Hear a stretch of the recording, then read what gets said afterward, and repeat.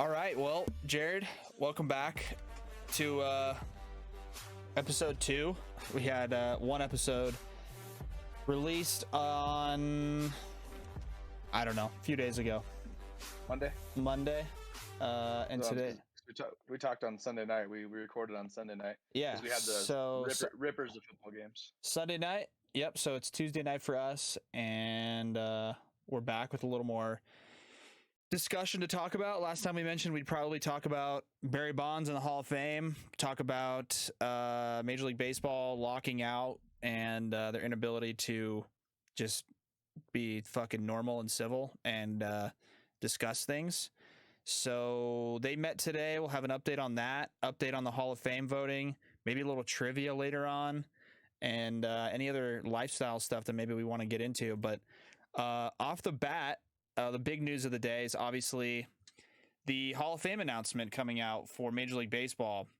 Or I guess it's not even Major League Baseball. It's the National Baseball Hall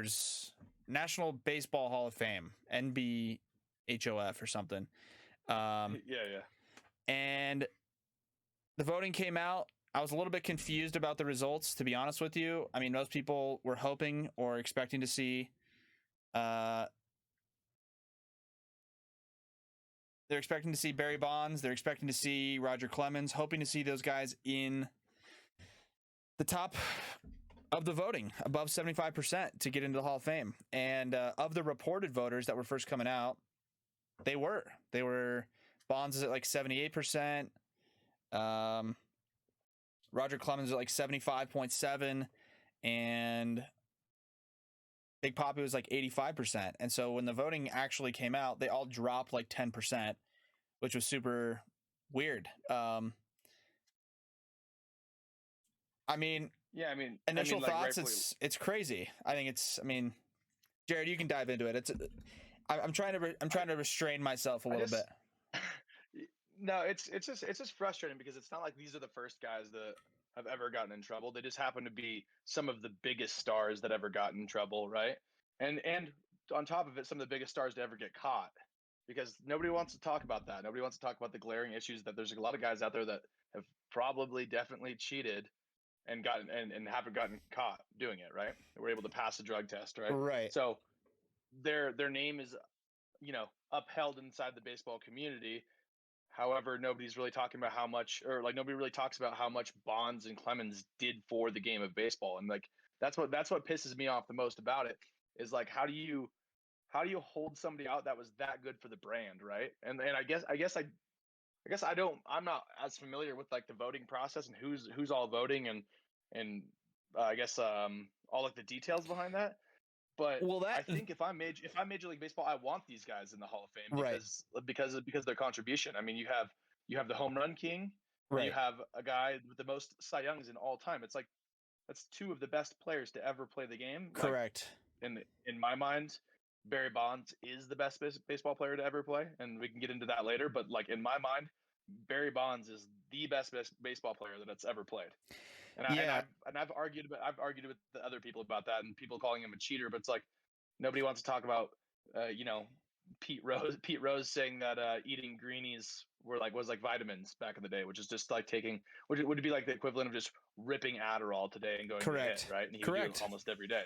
Correct. So yeah, so there's a lot that you just kind of touched on right there. The first thing you mentioned about, you don't know much about the process, or you don't know who these guys are that are voting.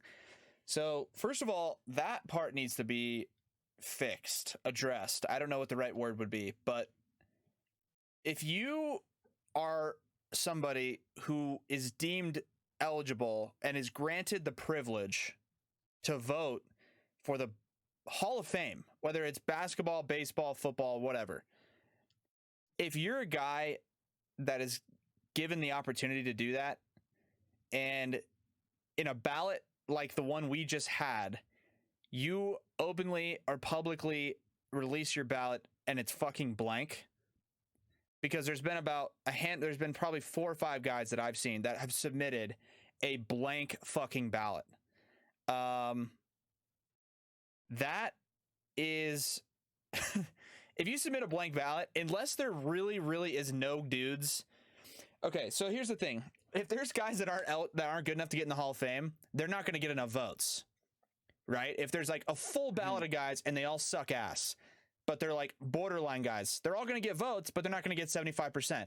So if you submit a blank ballot, like blank, on a ballot that includes Barry Bonds, Roger Clemens, Scott Rowland, Jeff Kent, Alex Rodriguez, Big Papi, Gary Sheffield. I mean, like, I could, there's probably a dozen Hall of Famers on this ballot, and there's guys that submitted blank ones, which is that their way of just being a chicken shit and saying, like, you know what, like, I'm not even gonna vote? Like, is that kind of like their way of saying that, or is that their way of being like so opposed to the view of Barry Bonds and Roger Clemens because of their their cheating scandals in the past, that they're saying like fuck these guys, dude, like we don't even, like, they don't deserve to be in it, because I could see from like the point where they're like, it's a controversial topic and it's maybe not fair to other players that have played in the past that weren't cheating, but at the same time it's like, I mean, we can always talk about this. Yeah, like Barry. Steroids. What's his name? They're not letting you hit the ball. Who's the? Bob Costas. He was on MLB Network today, and he was talking about the voting. Which, first of all, and this kind of will maybe lead me into the second part about these voters and all this shit. But Bob Costas is on there, and he's like, maybe sometimes these guys don't get voted in first ballot, but then they get in second ballot, or the whatever. And a lot of guys do that because they like are doing exactly what you just said. They're like, well, fuck this guy, I don't want him to be a first ballot Hall of Famer, but I'll put him in next time or something, which is just, again, it's all just petty fucking bullshit. Second of all, here's just a general question that I think needs to be asked of the Baseball Writers Association, people that are deciding the fate of who gets in the Hall of Fame. They had a guy on MLB Network today, Rob Parker. Rob Parker has a show with, I forget the guy's name, on Fox Sports Radio. And they talk about everything. Football, basketball. I've never heard him talk baseball in the few times that I've caught the show. Rob Parker's been on Fox Sports 1 on the one with Shannon Sharp and Skip Bayless, talking basketball, talking football, and he has a vote for the Baseball Hall of Fame, this guy, because he's a writer. So my question is, who the fuck are these guys? And why do they have the fucking privilege of voting for this shit? Who are they? Who the fuck are these guys? So if I was to write something down on like a fucking sticky note right now, would that you're a baseball writer? Yeah, you're a baseball writer. And I got to decide someone's fate, somebody's career, or these are like, see, that's the thing I'm actually not all that familiar with, is like, I didn't know like if it was like a players panel, I knew it was like the writers. I just didn't know like who these guys were either. The Baseball Writers Association of America, BBWA, I think is what it is. BBWA. Okay, let's see. Baseball. I'm gonna try to find a list of these guys and who the hell they are. Yeah, because if you look up, we could talk about that. Who votes for the Baseball Hall of Fame? As I type it in Google, who votes? It just says for the Baseball Hall of Fame. Okay, here it is, right here. Baseball. Do you have the same one? I'm on baseballhall.org. Yeah. It says members. So they're all this. They're literally beat writers and like columnists. But like who like anointed them, these guys, to like decide the fate. Why are they the ones? Why are they the ones? You're a beat writer. Baseball Writers Association members earn a Hall of Fame vote from its organization, which is independent of the Hall of Fame, by maintaining 10 consecutive years on a baseball beat. I mean, that's the stupidest shit I've ever heard. Like, these guys have never touched a field. They've never, dude, these guys, oh man, they're just so unqualified to be voting for this. I mean, it just seems like a ridiculous fucking system.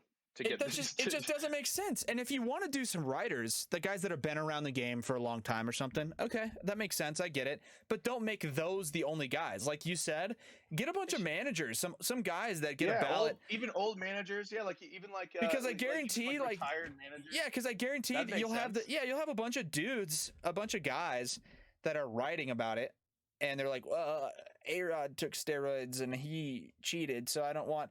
And then you're like, okay, cool. Well, guess what? Lou Piniella gets a Hall of Fame vote, and he managed A-Rod, and Lou Piniella is gonna fucking vote for him because Lou Piniella watched him at 19 years old dropping dick behind Ken Griffey Jr. on the Seattle Mariners. You know what I mean? Like, guys are gonna actually vote for him because they're like, I watched him fucking play. I don't care if steroids or not. Guess what? Guy he was facing, and that's another flaw in this system of all these guys that are not voting for steroid guys, like Barry Bonds and Mark McGwire and Sammy Sosa and all these guys are just getting these huge knocks, right? They took steroids. Do the baseball writers think that they were all just facing these fucking straight shooting, clean as a whistle pitchers that just never even sniffed steroid? Like, the only reason these guys are getting fucking issues is because they shit on everybody. Yeah. Oh, that's a thing. That's the thing about it, is the fact that they were so successful, they're getting hated on. Because, I mean, you could go back and I was listening to a funny thing is, like, now there's this whole thing where they were calling the pitchers the cheaters this year because they're using grip. And I'm like, that's a whole nother thing you could talk about, but that's not new. I was listening to Billy Wagner I was watching DeGrom pitch this year, and I was listening to Billy Wagner, and he called in and he goes, oh yeah, but that's like back then, that's just what we thought we were allowed to do. Like, we just thought it was like something we were supposed to do. And he goes, I bet you there's a whole lot of lefties that stood in the box that are really glad I had some shit on my hands. 100%, dude. And I'm like, and I think about that, and it's like why, like why does the precedent change over time, right? And like, nobody talks about how those pitchers the entire time were all cheating according to like modern day baseball views. Every single pitcher had shit all over their hands, and they're snapping off nasty sliders, that they wouldn't be able to snap off without that. But nobody's talking about that. Like, bring that up next time you want to talk about how Barry Bonds had it so easy, because apparently you just take fucking steroids, and then you just take a Eric Gagne 98 mile per hour fastball, like, on the edge. It's a joke. No, it's a joke. And then they talk about, like you were saying, Pete Rose and all those guys, the 70s, 80s, just coked out of their fucking mind, taking greenies, taking Adderall. And I've had this debate with other people, and I mean, there's really no debate about it, but we both played baseball. We both, at one point or another, been hitters, and you could ask any normal hitter, any person that's hit a baseball at a relatively high level, and when you ask them, which one would you rather have? Would you rather have an extra 15 pounds of muscle, or would you rather have the ability to see the ball spinning in slow motion? And they would answer the second one every fucking time. Every fucking time. Yeah, because the mental clarity, and not to say that we know exactly what every player that's, like, if you're on steroids, it's not to say that you weren't taking some sort of Adderall or something. Maybe, like that right? Well. Maybe we don't really know. That's not what the big allegations were, right? So, but like, all I know is, like, hitting is such a hard, ridiculously hard skill. Steroids doesn't help you square up the ball on the barrel at the optimal trajectory, the optimal launch angle. It doesn't help you do that. It helps you, when you do that, hit the ball, I don't know, 10 feet farther, 15 feet farther. Who knows how much farther, but it's not far enough where you're getting fucking jam job to just knocking balls out of dead center because you're so juiced up. You're not swinging a bat that hard. It's not far enough either. It doesn't matter who it's not far enough either to turn a guy, and that's what they're acting like, to turn a guy who is a 15 home run a year guy into a 70 home run a year guy. That's what they're treating this like. Barry Bonds, if we want to look through his fucking stats, just in Pittsburgh, okay? Because I'm sure this is probably the most searched thing today on fucking baseball Google is Barry Bonds statistics. Okay, before he even stepped foot on the field in San Francisco, he played 7 years in Pittsburgh. And in those seasons, he had 16, 25, 24, 19, and then 33, 25, and 34 home runs. Okay.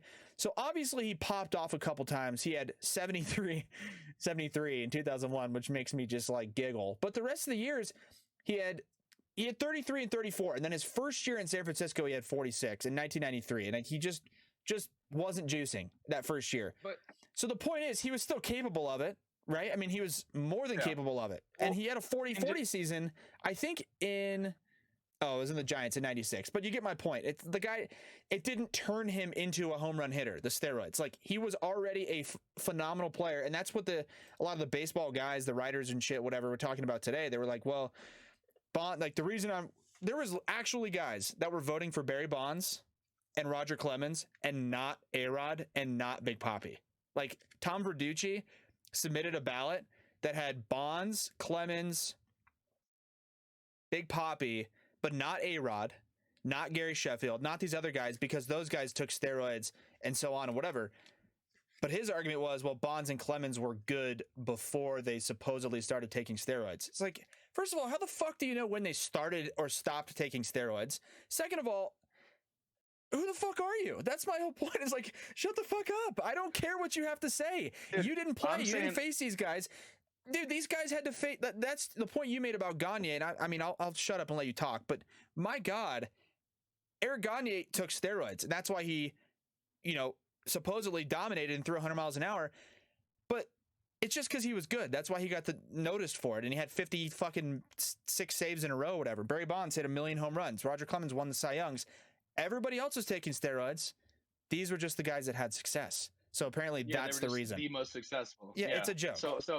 So it all gets discredited, of course, right? And it's like, I don't know, man. It's just like seven NL MVPs. He's got, what was he? 8 gold gloves. Yeah, people don't talk about 8 gold gloves. Yeah. You know what I mean? No, it's a joke. 14-time All-Star. Like 514 career steals, 700 career home 500 career bags. 500. And if you want to put that into a comparison here, if you're looking at the stolen bases he had over his entire career, year by year, in the last 1, 2, 3, 4, 5, 6 in the last 6 years of his career, he had 9 stolen bases, 7 stolen bases, 6, 0, 3, and 5.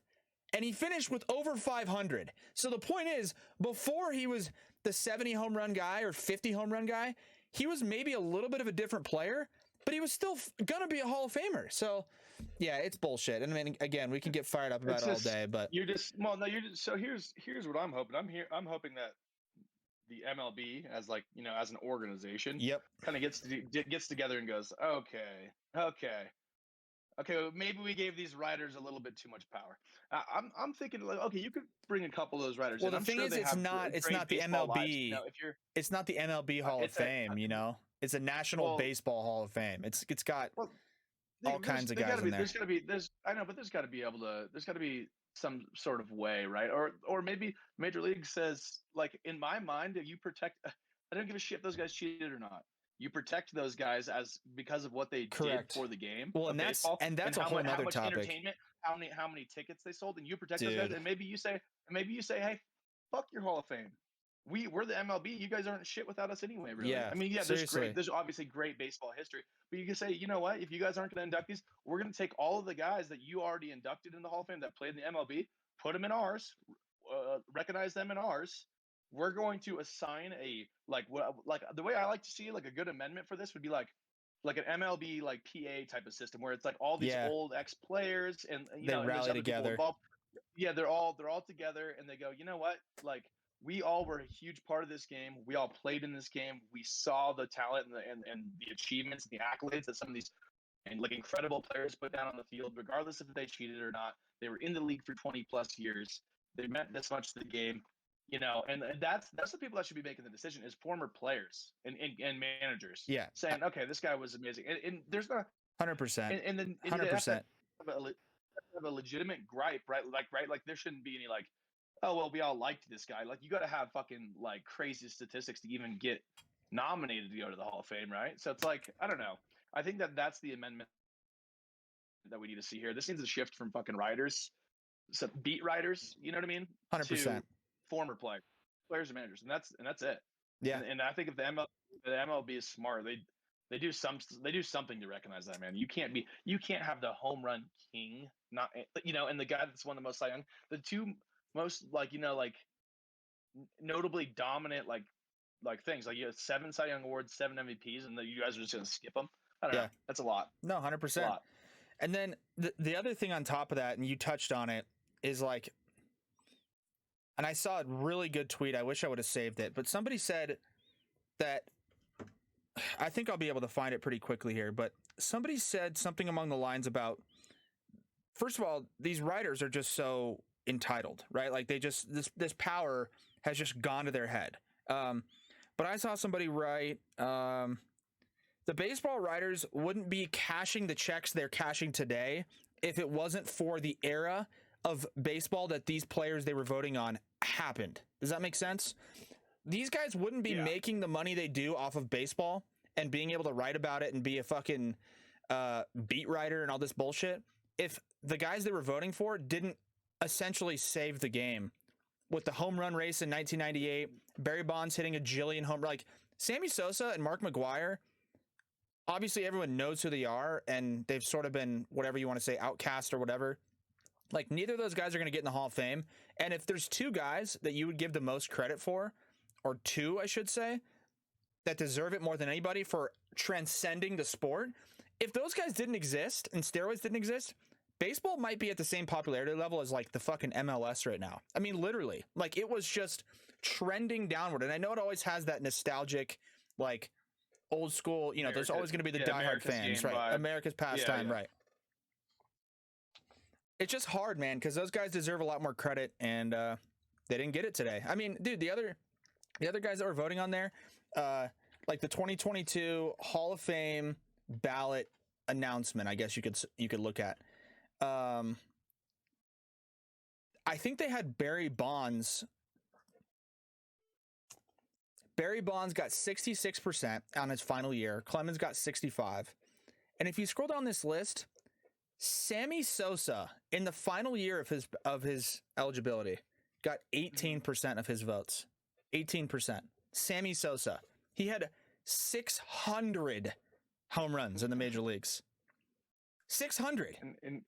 And just once again, I'll go back and I'll touch on how much did he bring to the game when he was at his peak. Like you said, that home run race, like the home run race, and just that era where these guys were just super sluggers.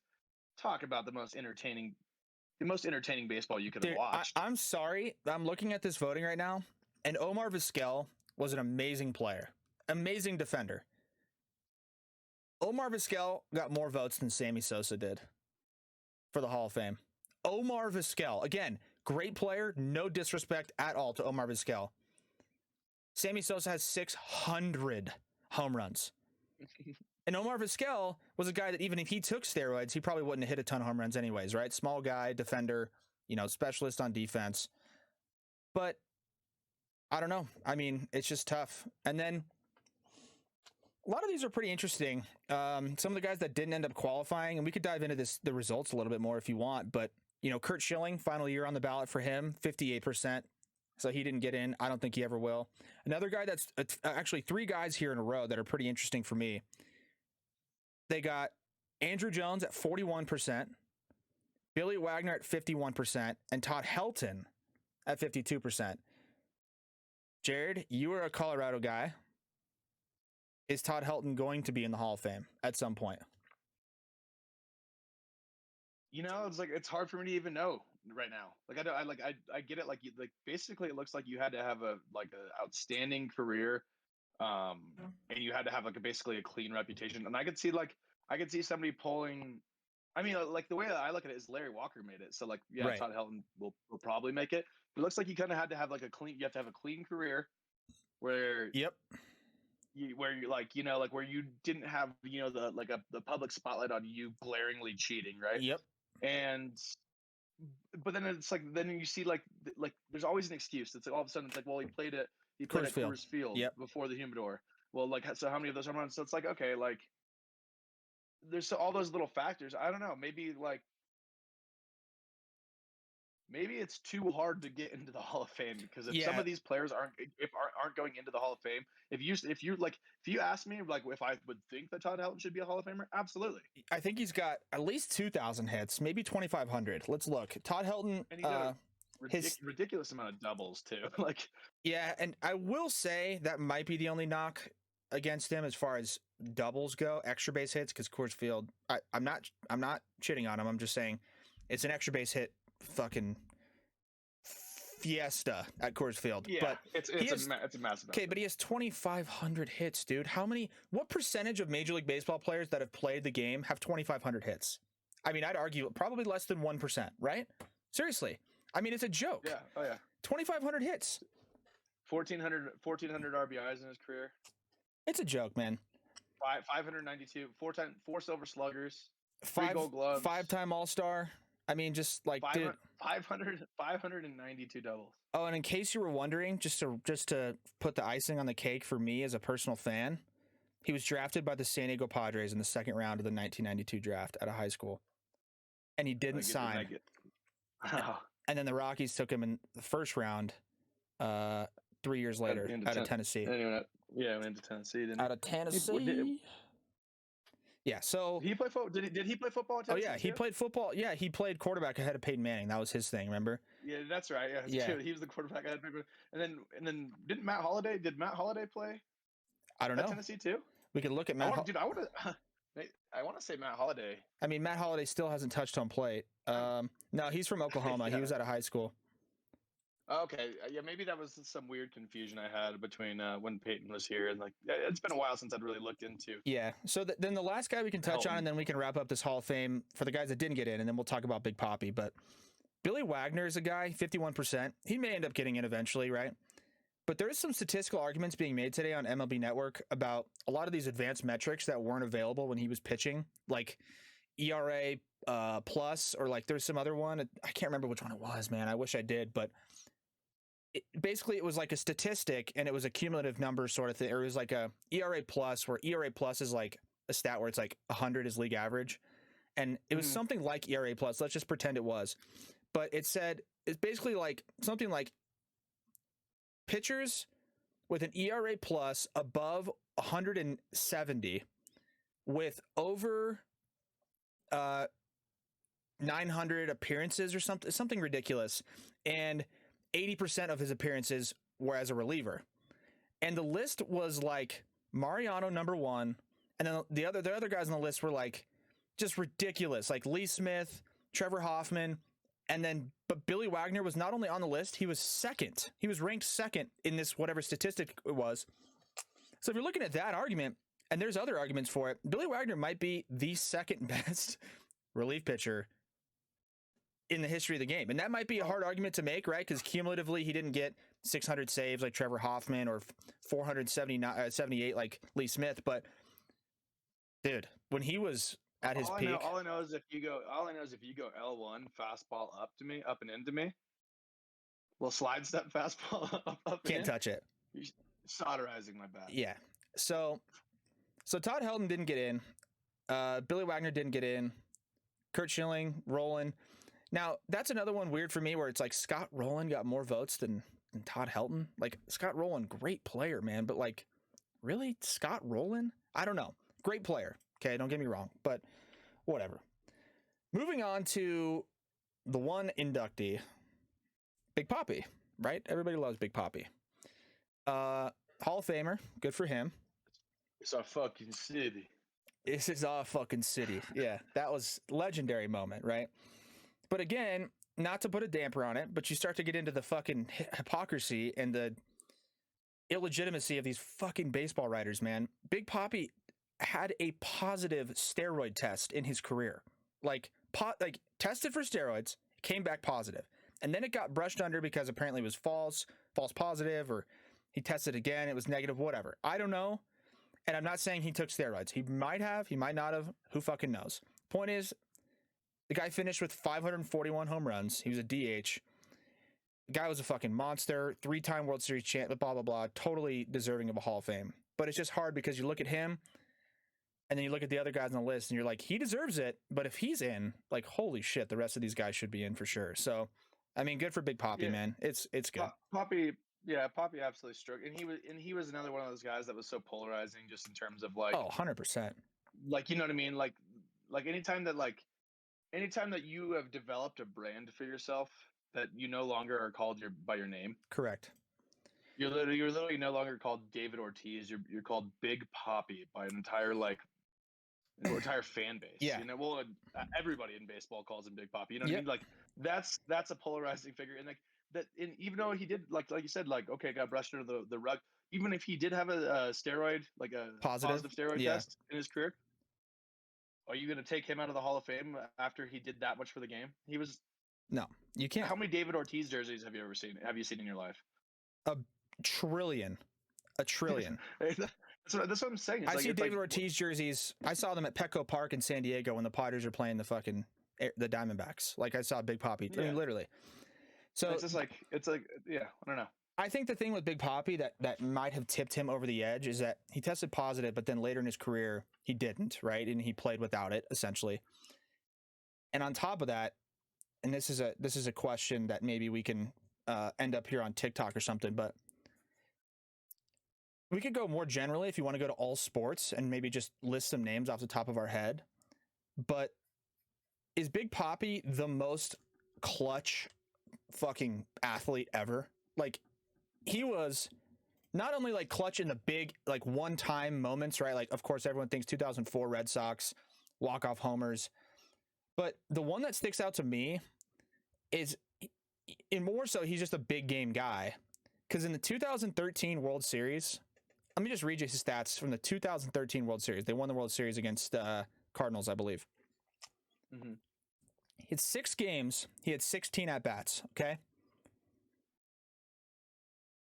16 at-bats, 11 hits in 16 at-bats, 2 jacks, 6 RBIs, and he had 8 walks. 8 walks. He had a 760 on-base percentage in the World Series.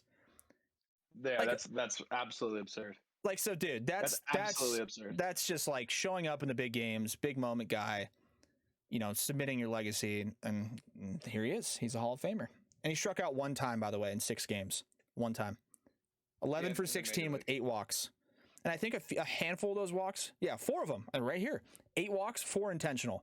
Because he was so hot, the Cardinals were like, dude, that's like the Barry Bonds treatment, where it's like, dude, fuck this. We're not pitching to this fucking guy, you know? Yeah. I mean, bases are juice. We'd rather give up 1 than 4. Yeah, and that's another thing, man. I don't care what steroids you took or whatever. If you ever, dude, if you get intentionally walked with the bases loaded at any point in your career, you're in the Hall of Fame. You're in the Hall of Fame. I think that's a fair statement. And also, like, if you know, like, I don't know who's all on your stream, but like, if you're like a younger baseball fan and you've never seen, well, that's either the streamer or the you know, people listening, whatever, right? Or or listening to the podcast, if you have never seen the at bat between Barry Bonds and Eric Gagne, it's not, obviously they face each other more than once, but there's like one very famous at bat. And was that right after Gagne had didn't Gagne win the Cy Young or something that year? I think well, I mean, we can look it up, right? Bonds, Gagne at bat, and we can see what year it was. 2004. So that was the year that Bonds, I think, hit in 2001 he hit 71 home runs. Barry Bonds stats, really quick too, if you want to look at 2001 to 2004. This will blow everybody's mind, okay, including yours. And you probably know this or have heard this. In 2001, Barry Bonds hit 73 home runs. Okay, obviously it's a fucking joke. And you would have to think, in the year that he hit 73 home runs, and every other year in his career had no more than 49. Okay, so he never hit 50. He only hit 73 once. The rest of the years it was 49. His other peak years, 46, 45, 45. This is another one of those questions you asked like last time about Tyreek Hill, right? Tyreek Hill, over under 2.5 games with over 100 yards receiving. Everyone would take the over. In this trivia question or scenario, whatever you want to say, the year he hit 73 home runs, is that the year he finished with the highest OPS of his career? Does that make sense? Is that the highest OPS season he had in his whole career was 73 home runs? Yes or no? It would have to be, right? Well, I mean, hypothetically, just like our question that I had for you about Tyreek. Right, Hill. You're going to say no now, right? Last season, I'm like, it's like, oh, you're like, now that you've You've led me into it. Signed it, yeah, lined it up like that. But if you were to like write that down on a piece of paper, I would answer that wrong every single time. You'd be like, well, of course it is. He hit 73 home runs. But in 2004, Jared, he had 45 home runs, and he had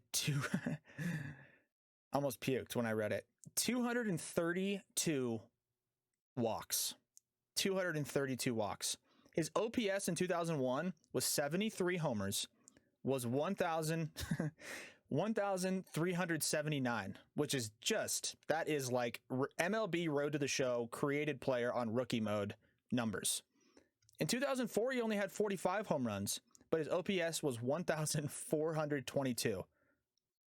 It's a joke. I mean, it's an absolute joke. So that Eric Gons, that Bonds Gagne at bat was in 2004. That was the year that they had that epic at bat that you're referencing, and that's why I mentioned the year 2004. Eric Gagne won the Cy Young in 2003, the year before, when he had 77.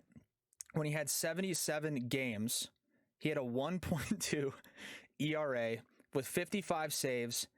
In 82 innings, he had 137 strike. I mean, that's just a fucking joke, man. And like Eric Gagne, is Eric Gagne a Hall of Famer? 187 saves. It's probably not enough, right? I mean, cumulatively, he had a crazy peak, but yeah. Yeah, he was nasty. He was really nasty for a minute. So just for a little bit of perspective, this year in the 2021 regular season, the highest OPS was 1,044. So 1.044. Juan Soto? Harper. No, Bryce Harper. And then Vladdy Jr. was right behind him with a 1.002. Right. So you said he had 1,400? Yeah, his highest was a 1422. That was his Barry Bonds' highest OPS. Okay, so just a little, just to think about that. That's 1422. That's roughly 400 points. 400 points higher than Bryce Harper did this year, and he won the MVP. If you were to go down and compare Bryce Harper to somebody that has 400 less than him, I don't even know if let me scroll down that far. Let's compare. Let's compare. Let's get down to 132. Oh, here we go. So here's somebody roughly 400 less. David Fletcher for the Angels. To Bryce Harper, you're saying? Yes. So the difference between Barry Bonds to Bryce Harper this year is the difference between Bryce Harper and David Fletcher, the third baseman for the Angels this year. Like the sometimes David Fletcher, the David Fletcher guy who hit 8 home runs this year? Like, it's a joke. Yeah, it's a fucking joke.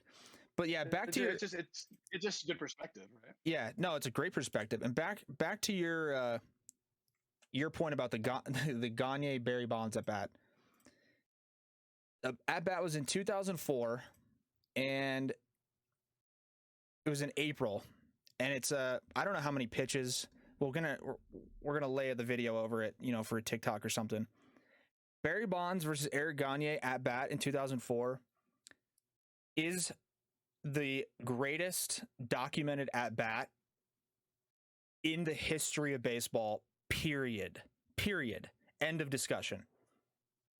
It was unbelievable. It looked because it looked like in the start of the at bat, you're like, holy shit, Eric Gagne is that dominant, right? He's that guy. And just to be there, and then like obviously like there's like the third pitch that people said might have been a strike, but then Barry Bonds actually ends up sitting in there, and it's like it ends up being like a 5-minute at bat. Yeah.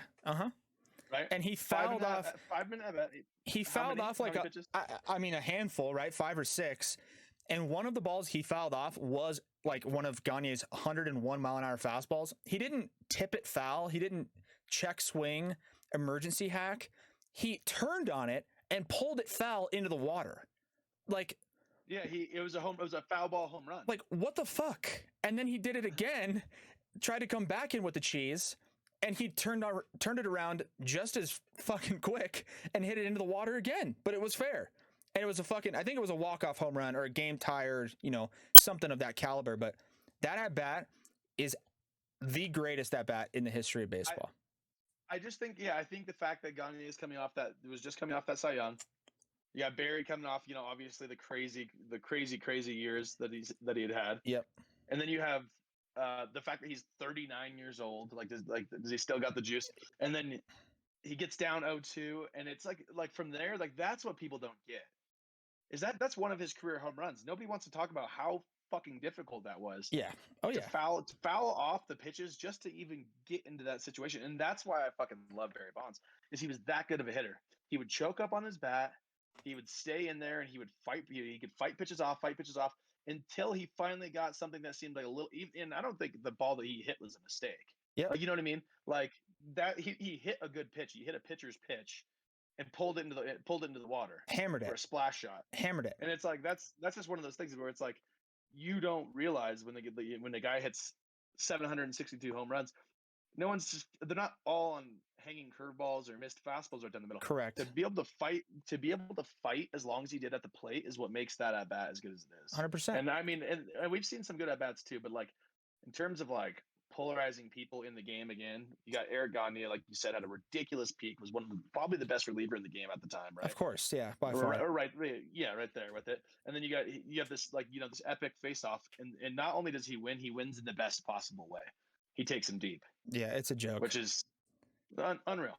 So yeah, if you haven't seen that, watch it, because it's 5 minutes and you'll go, holy shit, like that looks impossible. And in one thing too is like, you're watching it on TV. You don't realize how fast that ball's really moving here and there. No chance. That ball's hissing at you, and you could probably barely see it. You can't see it, but he turned it around. Yeah. You can't see it. He somehow turned it around. I don't know. So and that's the other thing about Bonds, and like, yeah, okay, he took guys deep, he did whatever, but like, it's not like all his career numbers like this. Again, here's a good comparison. This isn't a knock on guys on the Yankees or whatever, but when you have, you know, I think it was a couple years ago, the New York Yankees, their lineup was loaded. They had Judge, Gleyber Torres, you know, Giancarlo, maybe not even Giancarlo, but like Gary Sanchez, right? A bunch of boppers. And they hit as a team. They play the Orioles 19 times a year, right? The Baltimore Orioles, who were just, you know, whenever this was, it's 3 years ago, dog shit team. Dog shit pitchers, nobodies, AAA guys. And the Yankees would play them either at home or in Camden Yards, and they would tee off. They would hit 5, 6, 7 home runs a game. And it was like, well, shit, those guys. And then you look at Gleyber Torres' stats at the end of the year. Okay, yeah, he finished with whatever, 28 home runs, 30 home runs. 9 of them were against the Orioles. 10 of them were against the Orioles or something shit like that. Barry Bonds, it wasn't like he was just shitting on nobodies. Again, we've talked about it. Everyone was taking steroids. And if they weren't, I can tell you off the top of my head, as a Padres fan, one guy in particular who's openly admitted and said multiple times that Barry Bonds owned him was Jake Peavy. And dude, Jake Peavy was a Cy Young caliber pitcher when he's facing Barry Bonds, and Barry Bonds shit on him. And so it's just, Bonds was just so good, man. And the steroids didn't help you square the ball up. They just help you hit it a little further, in my opinion. And maybe get the bat off your shoulder, I guess, maybe. But like, not enough, man. Not enough to see a ball, recognize a slider, spinning down and in, drop the barrel on it, keep it fair, and then, of course, it goes 470 feet instead of 440 feet. Like, whatever. You know what I mean? Or turn on the two-seam. Like, it's just a shame. You don't get jammed. And then, like, I don't know if you said this already, but, like, nobody talks about the fact that he was hitting in San Francisco either. Dude, that is such a huge part of it's such a huge part. It's such a huge fucking part of his success. Like, nobody talks about it, and Helton gets knocked for it. So I feel like on the flip side, he should get more credit because hitting in San Fran, when you get that little wall of like marine layer, dude, you're playing underwater. If you like betting on baseball, you go like this year go through and always go and look and see like what Giants over-unders will be. And luckily this last year, the Giants had a great offensive year, right? Like a really good offensive year. Yeah. But like the year before, dude, even the years they were winning the World Series, it'd be 6.5, and you'd get suckered into it. You'd go and you'd bet it, and you'd watch the game, and it literally did. It looked like they were playing underwater. Yeah. And it was 4-2, and it wasn't 4-2 off of home runs. It was 4-2 singles, doubles, of, like, a walk, you know, a bloop single, then a double, and that's or a triple there. Yep. So you could definitely get some triples there if you hit it out to the alley. But but yeah, no, pretty just insane. Like on top of it, like exactly, it's almost like the reverse Todd Helton. Yeah, It is. Yeah. So it sucks for Barry, but I think there's still a small glimmer of hope that he gets in with this secondary round of voting from, again, a random group of unqualified people, but maybe they vote him in, maybe they don't. So that'll wrap up the Hall of Fame discussion. We vented about it. We've gotten our opinions out about it, right? And that's what we want to do. I feel better. I feel a little bit better. Yeah, yeah, we feel more at peace with it. So moving on to more baseball stuff, and then maybe some other random topics. But maybe we'll make our picks, right? Maybe we'll make our picks for the this upcoming weekend for the playoffs, right? Why not? In the meantime, MLB Owners and Players Association met again today, second day in a row. We were going to record maybe last night, but we found out that they were meeting again today. So waiting on the results of that. Well, they met today, and this headline from the Philadelphia Inquirer says the MLB lockout, players said to be disappointed by Tuesday's meeting with the league and the owners. So are we back to square one? Are we... I just don't even know what to make of the fucking reports and the shit that they come out with, because they meet yesterday. There's apparently enough progress made where they're like, well, let's just meet again tomorrow. Does that mean they didn't cover everything, so they had to meet for a second day? Or does that mean they wanted to meet for a second day? I don't know. But what I can say is, if this disappointment word keeps coming out of all these reports, and I've mentioned it before, we're not going to start on time. And that is going to suck really bad for maybe not you and me, because we're going to watch baseball no matter what, but for the people who in March don't have anything to do, the people in, for example, San Diego, they don't have maybe San Diego State college basketball that might be in the tournament. Besides that, they don't have basketball, they don't have hockey, they don't have football. The only thing they're looking forward to is Padres baseball. And if Padres baseball doesn't start on time, there's a bunch of different cities, right? I mean, they're blowing it.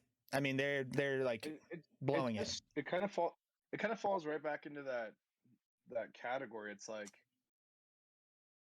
we're talking about how Barry Bonds and Roger Clemens should be a part of the Hall of Fame because they were so important to the game and what they did to the game.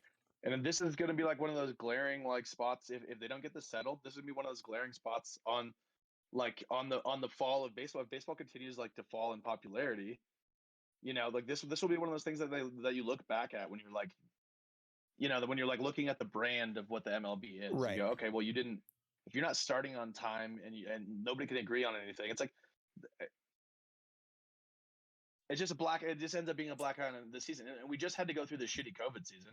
Like we just went through that. Yep. And the Dodgers. That's why it's so frustrating, dude. Dodgers got their Mickey Mouse World Series. Yep, their ring doesn't count. Doesn't count. It doesn't count. Sorry, Dodgers fans, but no, it's not. It's fucking truth, man. Doesn't count. No, I don't. I'm not saying sorry to any Dodgers fans, because you can either find one down the street or you can find one in LA, because yep, they're everywhere. They got too many bandwagons. It's like almost like a Yankees fan. It's actually exactly like a Yankees fan. Yeah. So I read the headline from the Philadelphia Inquirer. Players are disappointed with the meeting. Then I see an article from MLB.com. And again, this is from Mark Feinsand, who's a notable reporter, notable writer. And maybe he's getting a little bit under the table for Major League Baseball to make this seem better than it is. But his article is titled "Significant Progress Made in the Collective Bargaining Agreement Meeting Today." And it says Major League Baseball and the players met for a second straight day, with the league making a significant move to create a path to a deal. So how are there some people reporting that there's significant progress, and there's other guys that are reporting the players are extremely disappointed in the meetings? It makes no fucking sense. One day after the MLBPA rejected the league's proposal that included significant increases in pay for players with 2+ years of service time, MLB returned with a proposal based on framework initially presented by the MLB Players Association, according to a source. There's a lot of haggling going on back and forth, apparently, about arbitration, service time, revenue sharing, I guess, which is like a huge pain point in these arguments. Revenue sharing. If you ask me, I know the owners want to make their money, and they should, but the players should probably get a little bit more share of the revenue because they are the ones that are playing baseball. So when they generate ticket sales and jersey sales and concessions and all the things that generate revenue for the owners, they should probably share that a little bit more. I mean, that's just my feeling about it. Maybe I'm not getting all the details. Maybe they want a ginormous share of it and it's too much. I don't know. I'm not an expert on this and I'm not in the meeting, so I don't know. But I feel like the players, obviously the top players are compensated very well, but they're not fighting for the guys that are making $30 million a year. They're fighting for the first year guys, the second year guys, for Chris Bryant, who got held down for 2 weeks and then the Cubs controlled him for an entire extra year, you know, shit like that, which is bullshit. I mean, everybody agreed that was completely ridiculous, but like you said, they got to come to an agreement. Apparently, the MLBPA dropped its demand for a change to the 6-year free agency eligibility. MLB's proposal Tuesday for the pre-arbitration pool marked a significant step forward, creating a path to a deal. If there's a path to a fucking deal, why is there no deal? I don't understand. I don't know. It's really weird. Yeah, I feel like the arbitration rule is just like, I don't necessarily understand like how that became like an agreement in the first place on the player side of things. I'm looking at this also. This says MLB's expanded postseason plan would also increase players' postseason shares by approximately 20 million. If you talk about 20 million, that sounds like a big number, but when you have whatever the number of postseason teams there are, 7, 8 teams or whatever, 60% of gate receipts from the new first round of the postseason will be added to the players' postseason shares as well. A lottery of the top 3 selections in the draft would also serve as a deterrent for teams to tank. And that's a really interesting topic that I saw earlier today, and I did want to touch on, is should baseball, Major League Baseball, consider a lottery draft? Is that something that is that a problem? Teams tanking? I mean, is it? I feel like it's just part of the game. I feel like it's just being bad for a couple of years so that you can be good, right? I mean, because I feel like it's bullshit. Like in the NBA, when you have a team, not necessarily tanking, but that doesn't do well because their team sucks, and then the lottery comes around and they have the most ping pong balls in the lottery draft, and then they don't get picked as the number 1 pick. Like I feel like if you were the worst team, you should still have the first pick. I don't know. I mean, and they talk about the first 3 picks, you know, in this MLB lottery draft. It would be for the first 3 selections in the draft. How many guys that are like superstars were not in the top 3 selections in the draft? Yeah, baseball is weird like that too. Like baseball is really weird like that. Like a lot of guys that are like down, like the David Wrights and the Albert Pujols of the world, you know, guys that aren't even in the top 10 rounds really. I want to say David Wright.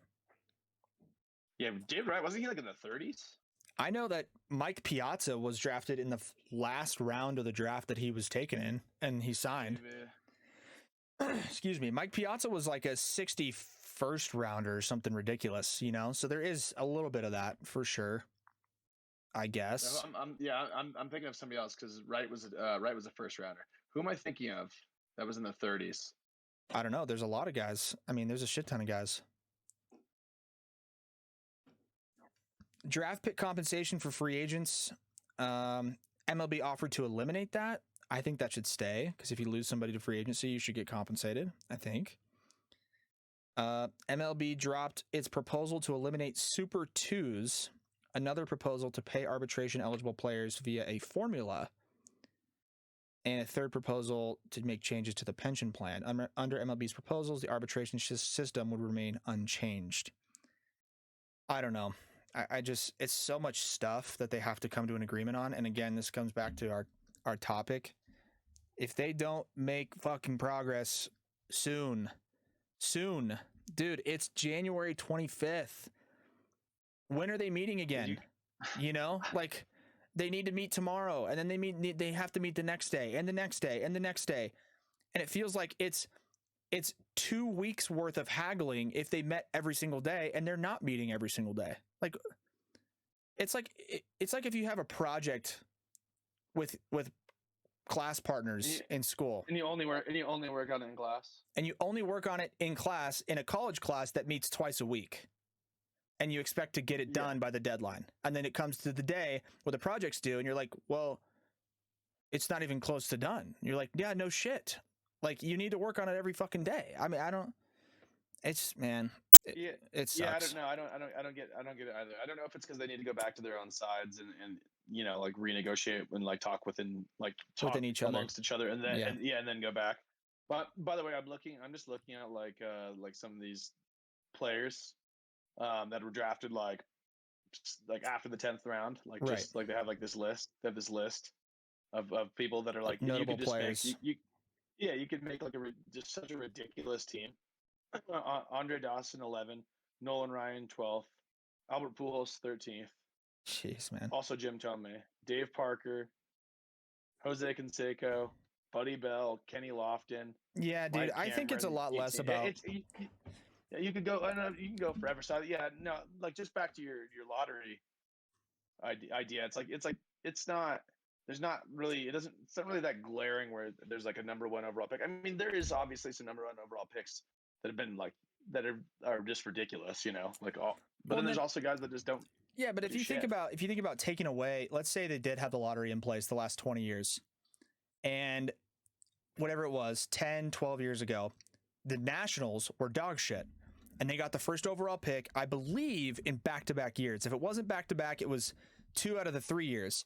And there's 2 Strasburg and Harper. Exactly. So what if there was a lottery in place and one or both of those years, the Nationals were the number 1, you know, had the most fucking ping pong balls, but neither of them got picked in 1 or the 2 of those years?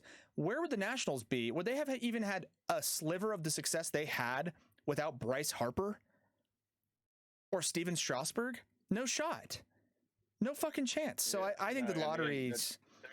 They're nasty. I mean, I understand the incentive to stop tanking, but how about the Houston Astros? Absolute botch job. Mark Appel and Brady Aiken back-to-back. Yeah, played against Brady in high school. He was definitely number 1 first round pick.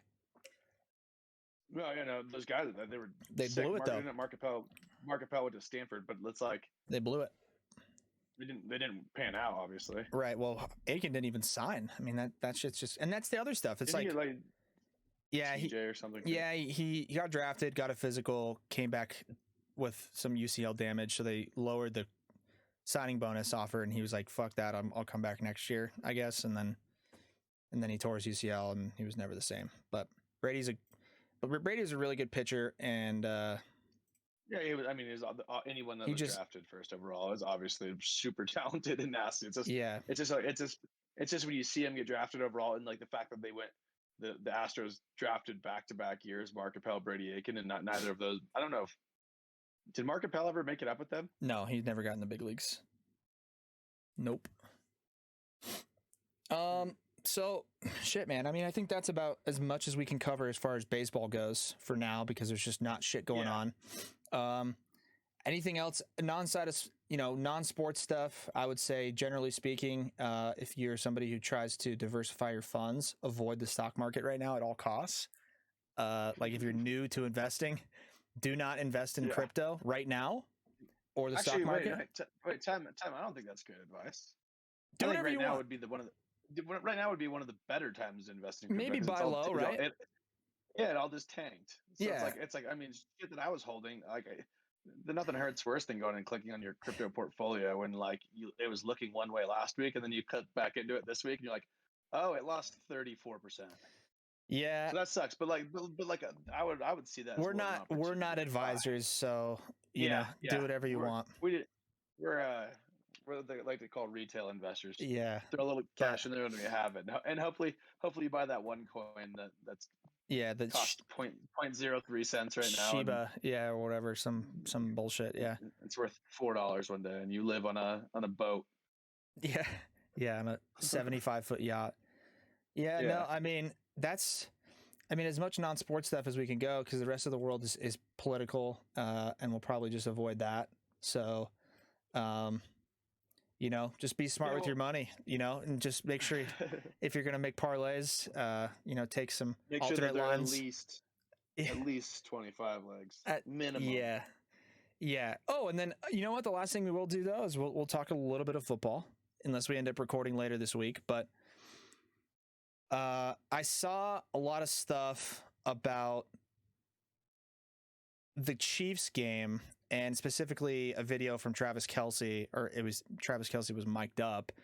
He didn't release it, but the NFL did, about their final drive. And we already talked about it in the last podcast, what the fuck the Bills were doing in that game, playing prevent cover 9 defense and letting every guy get 15 yards off the line of scrimmage before coming across a defender, whatever.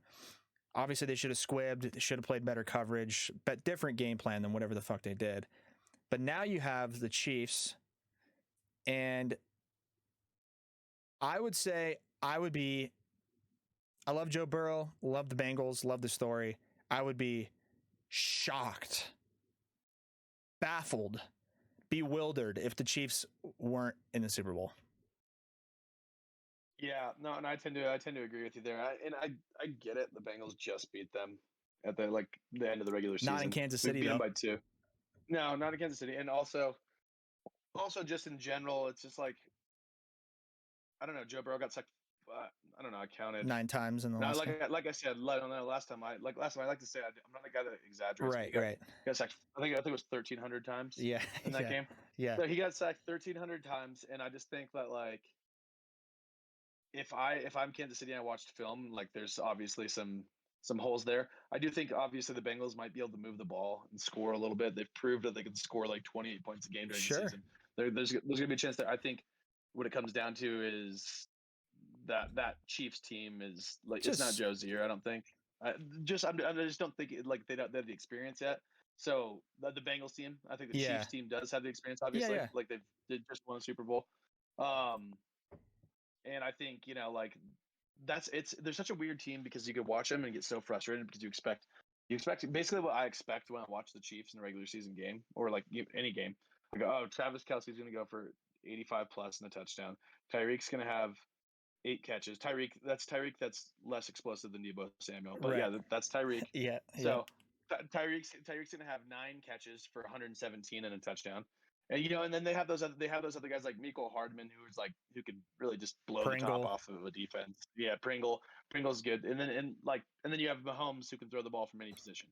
But to be devil's advocate and take a counter to that, I don't remember the exact statistic, but I think it was something around the Bengals were the first team in NFL history to have, I think it was a 4,000-yard passer, 1,000-yard rusher, and 2 1,000-yard receivers, all under the age of 25 on the same team. So to your point, they could score. Definitely explosive. You know what I mean? Yeah, they can score. Can they get the ball back with a minute left, down by 5 points, and go down to the field and at Kansas City and score a touchdown like the Bills did? I don't know. But to make to wrap this up and make my final picks here, I think because we may end up touching on it later in the week and do a full preview, but this is for the general TikTok and prediction time. And we can go back and forth on this. My predictions last week, I gave out just general winners and losers, except for I said Green Bay is going to destroy San Francisco and cover the spread. Thought that. Right. Except for apparently everybody on TikTok thought I was just a fucking stupid piece of shit because go Niners, Niners Nation, whatever. Not going to get into that. But I think Chiefs win, Chiefs cover. I think the 49ers win, and if the spread I think is 3.5 right now, if it drops down to 2.5, they cover because they'll win by a field goal. Did I say that right? The Rams win by a field goal if the spread drops to 2.5, so they would cover. So I got Chiefs winning and covering the spread pretty easily, and I got the Rams covering a 2.5 point alternate line. Let's just say that the Rams covering an alternate 2.5 line and beating the 49ers, playing at home in the Super Bowl against the Kansas City Chiefs, which, by the way, is going to be, if that's the matchup, an excellent Super Bowl, in my opinion. Yeah, I guess I need to look at the lines real quick. The Chiefs cover 7. I could see. Okay, so Chiefs are going to win by at least 7, maybe 10. at least 7. You know, I could also see the Bengals just. I could also see the Bengals covering that spread, and I also have the. I don't know, man. It's like I did this with the Georgia and Alabama game for the national championship, and I took basically the last meeting between the two, and I was like, you do look really dumb, and you feel really dumb if you just saw the matchup happen, and then you and you bet against that, and then it happens the same way. You go, yep, okay, it was right in front of me. right. So it's tough because we just saw the Bengals beat the Chiefs, right? The Chiefs should have lost last week, and it should have been the Bills. I'm gonna take Cincy to cover. Okay. I mean, but I do kind of want to take. If they're at +7, so I'll take them at +7. But I wouldn't mind taking an alt line on that. But I'll probably take +7. And then the over under scares the shit out of me too. Do you know what the weather looks like in Kansas City? Well, we can certainly look.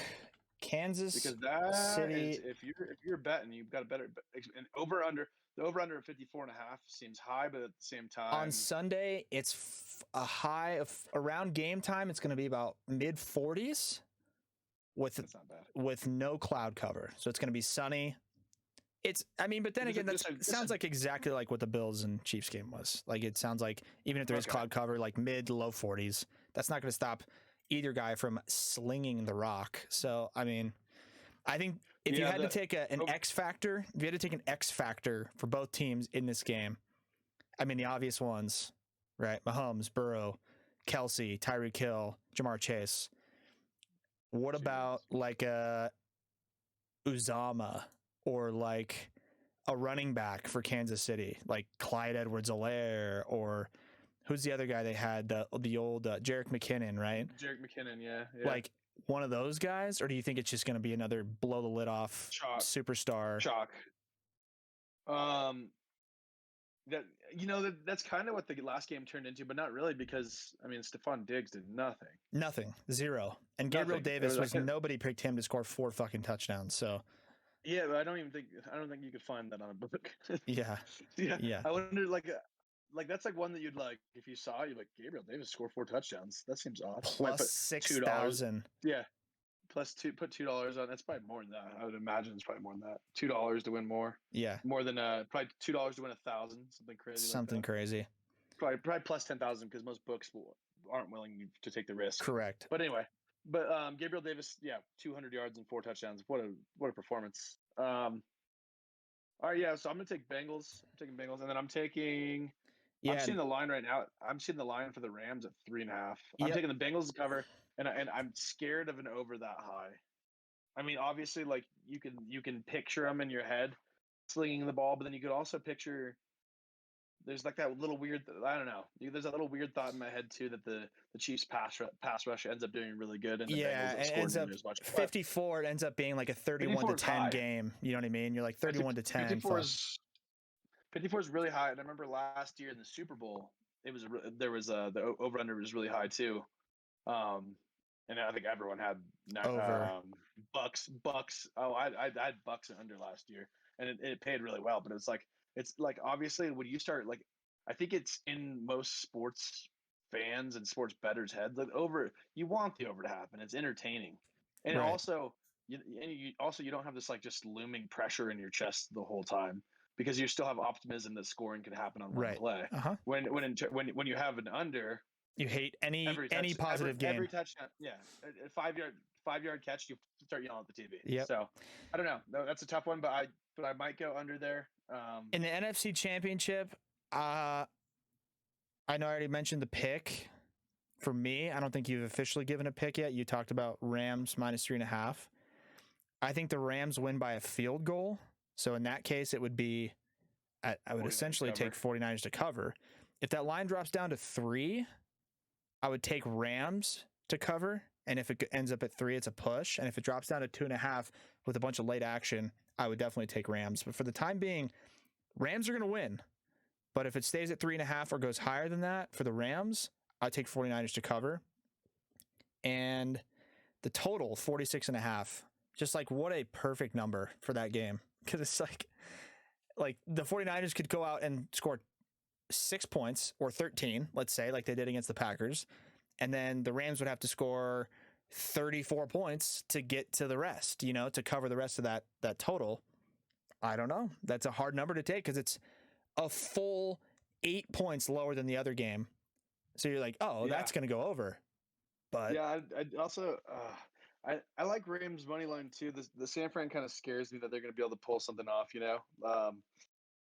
They got a good team, but that Rams defense is playing good right now. Yeah, that's again we're talking about X factors. If they can stop the run, and they have a really good run defense. So if they can stop the run, they can stop that Elijah Mitchell, Deebo Samuel combo, Yep. and force the game into Jimmy G's hands.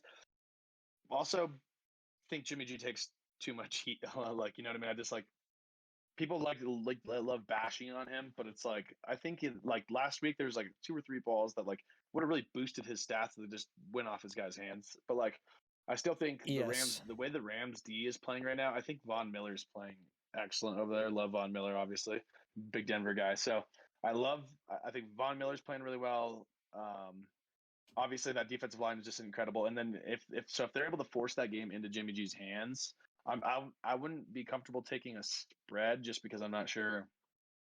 I have it at 3.5 on mine, so it's like I wouldn't even take them by a field goal. I'd probably take money line because I think the move what's so funny is they moved extra points back, and ever since they moved extra points back, dude.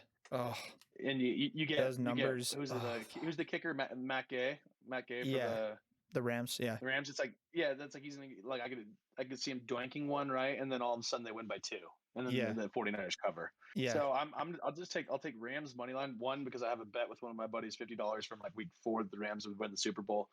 And then that over under I might take like.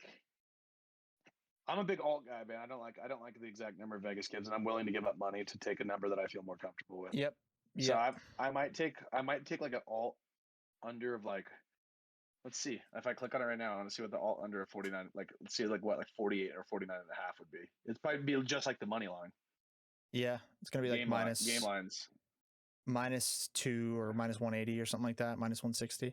Let's see. I would take that game. Oh yeah, so under 49.5 -165. So if you parlayed those two together, you could probably have some decent odds. But I feel comfortable with under 49.5. I don't love 46. Yeah, it just doesn't seem like enough points. Yeah, I think so. That's where I'm at. Yeah, and then X factor for the game. Again, obvious answers: George Kittle, Cooper Kupp, right? Matt Stafford, Jimmy G, however they play. The guy that made some waves last week had one incredible pass breakup. I think he was guarding Rob Gronkowski, if I wasn't mistaken, or he came over and broke up a pass. Then he intercepted a ball from Tom Brady. Is a guy named Nick Scott, who's playing safety for the Rams. He's pretty much a career, not a career. He was only drafted in 2019, but he was a special teams guy, and he was like the backup safety. And then he came in, and I guess according to the broadcast of the game last week, they were like, "Oh, he's, he's gotten a lot more action because there's been some injuries and this and that." And the guy showed up and like broke up a ridiculous, flew from the hash to the sideline and broke up a pass, and then same thing on an interception, jumped a route from the hash, ran to the sideline, cut off a route, like underthrown by Brady. Don't get me wrong, but maybe that's more generally the Rams defense. I think if the Rams defense has been doing what they've done, and then they don't forget how to play football in the last 3 minutes of the game like they did last week and give up 3 touchdowns in 6 minutes or whatever, like they did. Why does it happen like that? I mean, it's Tom Brady. I mean, it's just like, and the NFL's fucking rigged, and Sonny Michel fumbled and is rigged. But I mean, and Cooper Kupp, it's just in professional sports today. I don't know. That's one actually. I don't know. I know you don't pay attention to much basketball, but Clippers were playing. Let me tell you real quick. Was it today? Yeah, and it was. They were down by I think 35 points, right? And then they came back and won. Yeah, Clippers Wizards. So you go to the box score right here. They're down by. I thought I saw a number in the 30s is what they were trailing by. Okay. So 32 and 34. It was 66. It was 66 to 36 at halftime. They were down by 30 66 to points. 36. So then they still scored. They scored 27. The Wizards scored 27. So 66 plus 27, 86 plus 7 is what, 93. So they're at 93 going in. Yeah, 93 going into the fourth. And the Clippers just rattled off. And the Clippers were still. The Clippers have back-to-back 40-point quarters. That doesn't happen. One 40-point quarter a game is rare, I feel like. Yeah, no, you go back to back. Maybe not with that rare. Offense too. They have no Kawhi and no Paul George. Yeah. You're telling me they come back from a 30-point deficit. Yeah, Reggie Jackson, Terrence Mann, yeah, Isaiah Hartenstein are coming back and just balling. I don't know. You see stuff like that, and you're like, Amir Coffey, that was the leading scorer. Like who? With 29, exactly. Yeah. So I don't know. I feel like that's how it works, though. Point is, Rams show up and play defense. Jimmy G is Kirk Cousins, so if he gets pressure on him, he can't run. He's not incredibly accurate every throw. Yes, he had a few drops last week, a few balls that were, like you said, tipped and intercepted, made him look worse than he was. But it's going to be Rams-Chiefs Super Bowl. Just, it has to be. Just for the NFL ratings, too. I mean, like, think about how much more a game will be watched. Rams-Chiefs as opposed to Bengals-49ers. I mean, like, 49ers, they both have big fan bases, right? It's a good story for Joe Burrow and two teams that finished at 10-7, wildcard teams. I mean, whatever. But actually, I think the Bengals won the fucking division. But yeah, either way. So that pretty much wraps it up. An hour 15 here for this episode. Covered a whole lot of shit, vented our feelings a little bit. Next episode, maybe later this week, to fully preview the games. I mean, we just covered a lot of it. Fully preview. Maybe there's another MLB meeting. And then maybe we'll start talking a little hoops. I don't know.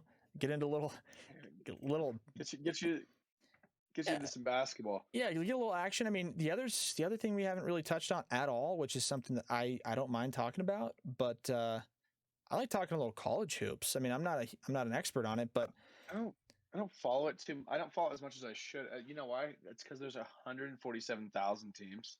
Correct. That's correct. I said, I'm not a guy that exaggerates, and I looked it up. That's an accurate number. Yep. There's 147,000 teams. Yep. In college basketball. Looking this weekend though, there's a big game on Saturday afternoon. Number 12 Kentucky versus number 5 Kansas. I mean, that's a Kansas Kentucky. It's a great basketball game.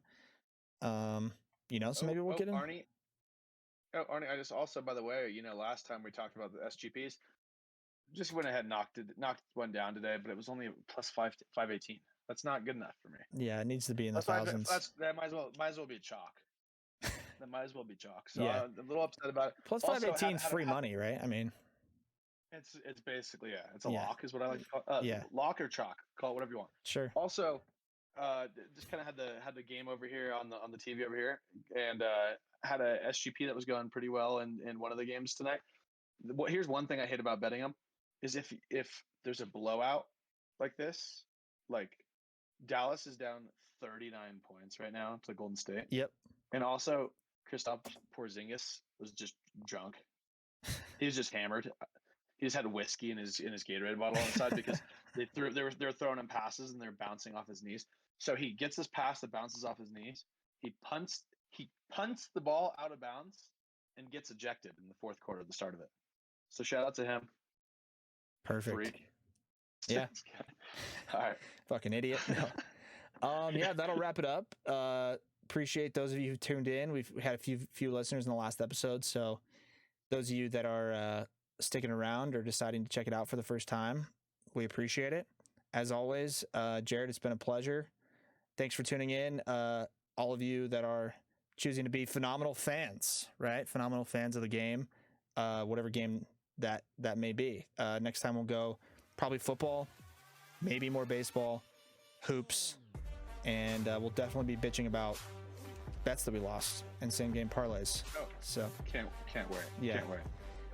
There'll be plenty of those. Yeah. So thanks for tuning in, guys. We will check you on the next episode.